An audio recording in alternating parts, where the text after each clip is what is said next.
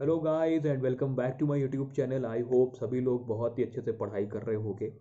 दोस्तों, आज के इस वीडियो में मैं आपसे बात करूंगा कि इन आखिरी के बचे हुए 70 दिनों में हमें कैसे क्या पढ़ाई करनी है, जिसकी वजह से हमारा एनडीए का एग्ज़ाम भी काफ़ी अच्छा जाए और एनडीए के एग्ज़ाम को पास करने की पॉसिबिलिटी इंक्रीज़ हो सके। ऑल राइट दोस्तों, मैं यहाँ पर एक बात और ऐड करना चाहूँगा कि अगर आप इंग्लिश बोलने में अच्छे नहीं हो या फिर आपको इंग्लिश नहीं आती है, क्योंकि एसएसबी इंटरव्यू में हमारे सारे टेस्ट इंग्लिश में लिख कर और बोल कर ही होते हैं, तो फिर इंग्लिश में बोलना आना और लिखना आना बहुत इम्पॉर्टेंट है।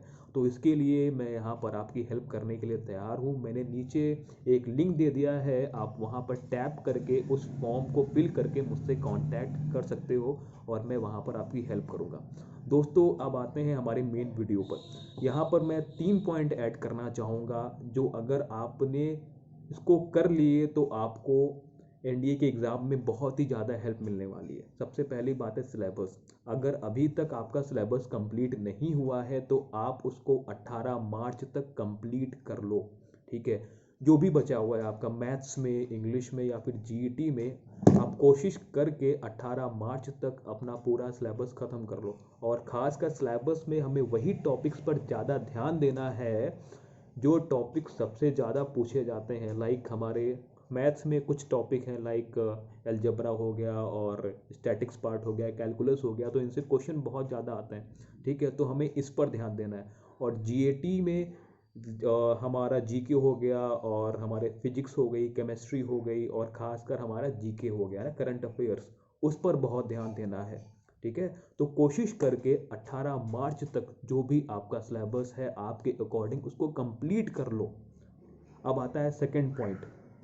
ठीक है, सिलेबस को कंप्लीट करने के बाद क्या करना होता है? सिलेबस को कंप्लीट करने के बाद हमें मॉक टेस्ट करने होते हैं, हमें वहाँ पर प्रैक्टिस सेट करना पड़ता है। क्योंकि जो भी अभी तक हमने पढ़ा है सिलेबस में, हमें उससे कितना आया वो हमें पता चलेगा जब हम मॉक टेस्ट करेंगे।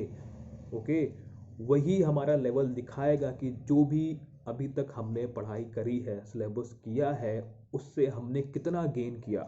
तो वो उसको करने के लिए आपको मॉक टेस्ट और प्रैक्टिस सेट रोज लगातार करने पड़ेंगे 18 मार्च से लेकर 18 अप्रैल तक। ठीक है, यानी कि इसकी वही मान लीजिए कि 1 महीने के आसपास आपको रोज मॉक टेस्ट करने हैं, ताकि आपके अंदर एक रियल एग्जामिनेशन हॉल वाला एक क्या बोलते हैं, एक रोड मैप ओवरव्यू आ जाए, ताकि आप वहाँ जब एग्ज़ाम देने के लिए जाओ तो शॉक ना हो जाओ कि अरे ये क्या हो रहा है। तो इसीलिए मॉक टेस्ट और प्रैक्टिस सेट करने की आदत डालो।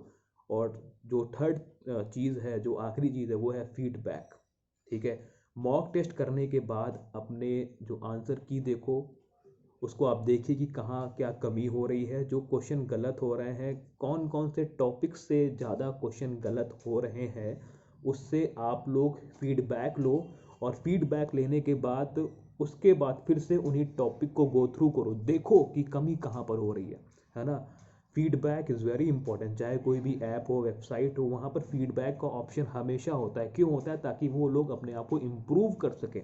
All right, the same thing happens in the examination as well. ठीक है, you need to know that आप किन एरियाज में वीक हो रहे हो। मैथ्स में कुछ टॉपिक होंगे जिसमें आप वीक हो गए, या फिर इंग्लिश में कोई ऐसा टॉपिक हो सकता है लाइक एरर्स हो गई या फिर स्पीच हो गई। ठीक है, तो उसको आप देखो, फिर से फीडबैक लो और उसको इम्प्रूव करो। अगर आपने ये तीनों चीज़ें कर ली, क्योंकि मैंने तो आपको यहाँ पर बता दिया है, लेकिन सुनने के बाद उस काम को करना भी आना बहुत इम्पॉर्टेंट है। सुनने से काम नहीं चलेगा, आपको उस काम को करना भी पड़ेगा रिजल्ट लाने के लिए। तो 3 पॉइंट ऐसे हैं कि 18 मार्च तक अपना पूरा सिलेबस ख़त्म कर लो। खासकर वो टॉपिक ज़्यादा पढ़ो जिनसे क्वेश्चंस बहुत ज़्यादा आते हैं, तीनों की तीनों पार्ट में, चाहे वो मैथ्स हो, चाहे वो इंग्लिश हो, चाहे वो जीएटी हो।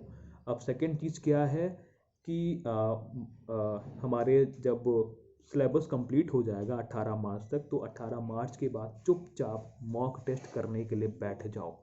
टाइम पर 2.5 घंटे के अंदर ख़त्म करो दोनों मॉक टेस्ट। और जो हमारी थर्ड चीज़ क्या है? फीडबैक।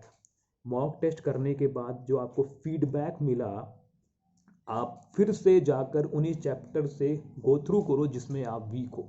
अगर आपने ये तीनों काम लगातार कर लिए जो बचे हुए दिन अभी हैं, तो काफ़ी इम्प्रूवमेंट आ जाएगा।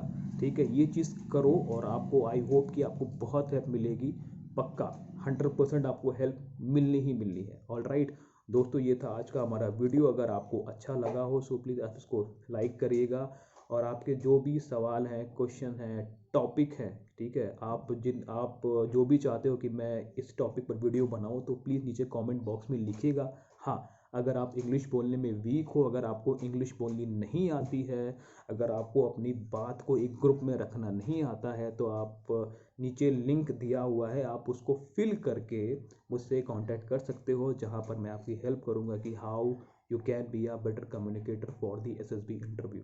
तो ये था आज का video. Thank you so much guys, मिलते हैं नेक्स्ट वीडियो में। Bye guys.